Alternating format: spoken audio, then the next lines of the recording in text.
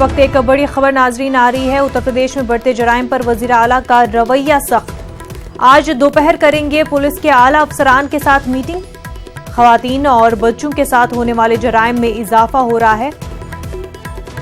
जराइम में इजाफा नहीं रुक पा रहे हैं।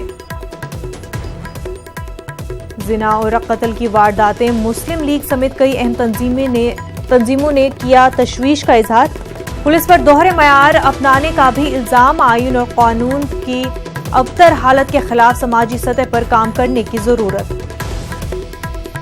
इस वक्त की अहम खबर नाज़रीन हम आपको बता रहे हैं। उत्तर प्रदेश में बढ़ते जराइम पर वजीर आला योगी आदित्यनाथ का रवैया सख्त है। आज दोपहर पुलिस के आला अफसरान के साथ मीटिंग करने वाले हैं यूपी के वजीर आला योगी आदित्यनाथ।